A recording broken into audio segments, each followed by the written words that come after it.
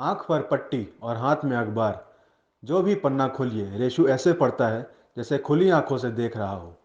बात सिर्फ मोबाइल तक नहीं है, वह मोबाइल पर मैसेज भी बंद आंखों से पढ़ लेता है। यहाँ तक कि किसी चीज़ का रंग भी महसूस करके बता देता है। और रेशु के इस अद्भुत क्षमता का आंकलन किया हमारे रांची संवाददाता कुमार कामेश ने।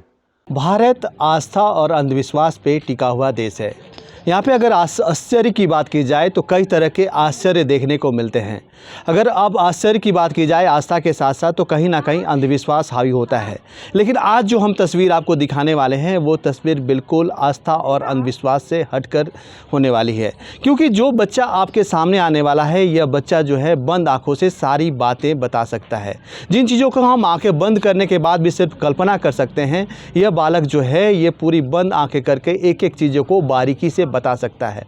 तो चलिए हम सबसे पहले उस बालक से आपका परिचय करवाते हैं। यह बालक जो है झारखंड का रहने वाला है और झारखंड के रांची में इसका अपना आवास है। लेकिन इस बालक की क्या खासियत है इन्हीं से जानते हैं। क्या नाम है आपका? मेरा नाम किशु कुमार है। किशु, आप ये पहले बताइए कि आप जो ये काम कर रहे हैं, बंद आंखों से सारी चीज़ें बताते हैं, ये कब से मालूम चला कि आप बंद आंखों से सारी चीज़ करते हैं, या इसके लिए कोई आपने ट्रेनिंग ली है?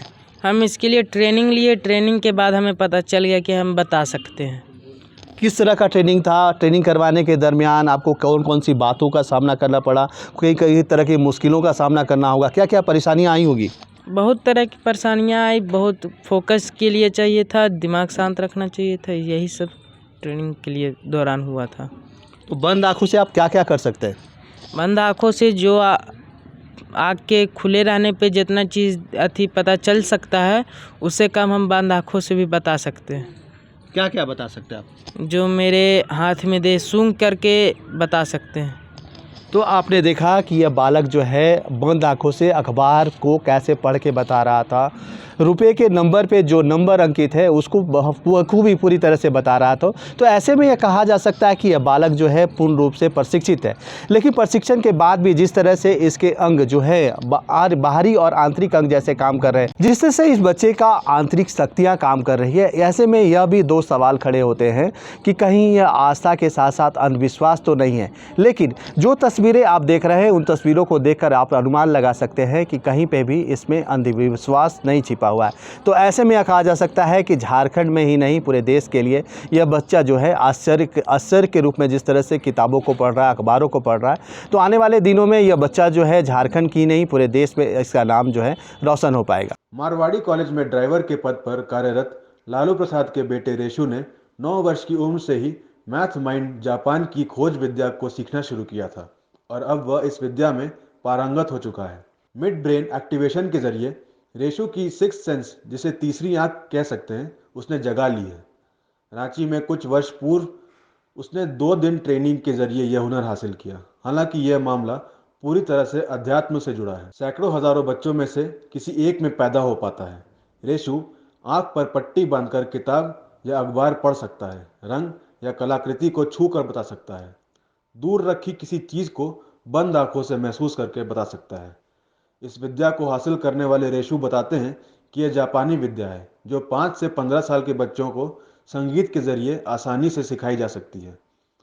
माना जाता है कि 5 से 15 साल का बच्चा जो भी पढ़ता है वो दिमाग के बाएं भाग में आता है, उसे ध्यान के माध्यम से इमेज बनाकर दाएं भाग में ट्रांसफर कर देता है जो अमिट होता है और सामने ही उसको सचित्र चित्रण कर देता है। माइंड एक्सरसाइज ब्रेनिज्म विद्या के जरिए यह विद्या सिखाई जाती है। इसके लिए संगीत का सहारा लिया जाता है। बेटे को यह ज्ञान हासिल होने के बाद सुलेखा देवी बताती हैं कि प्रशिक्षण में बच्चों को खूब खेलने कूदने दिया जाता है। जब बच्चे बिल्कुल फ्री माइंड हो जाते हैं तब उनको एक विशेष संगीत नींद में सुनाया जाता है। जब बच्चा नींद से जाग जाता है तो उसमें मन की आंख से देखने, सुनने व पहचानने की शक्ति विकसित हो जाती है। यह विद्या 4 चरणों में है। पहले चरण में आंखों से देखने और पढ़ने की शक्ति मिलती है। दूसरे चरण में बच्चा जो भी पढ़ लेगा उसको बिना देखे बता सकेगा। तीसरे चरण में जो पढ़ा है उसको मात्र छू लेने से। बेटे को यह ज्ञान हासिल होने के बाद सुलेखा देवी बताती हैं कि प्रशिक्षण में बच्चों को खूब खेलना कूदना दिया जाता है। जब बच्चे बिल्कुल फ्री माइंड से हो जाते हैं तब उनको एक विशेष संगीत नींद में सुनाया जाता है।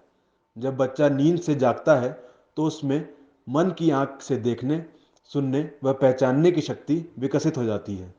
यह विद्या 4 चरणों में है। पहले चरण में आंखों से देखने और पढ़ने की शक्ति मिलती है। दूसरे चरण में बच्चा जो भी पढ़ लेगा उसको बिना देखे बता सकेगा। तीसरे चरण में जो पढ़ा है उसको मात्र छूने से बता सकेगा और चौथे चरण में पूरी किताब सामने होगी।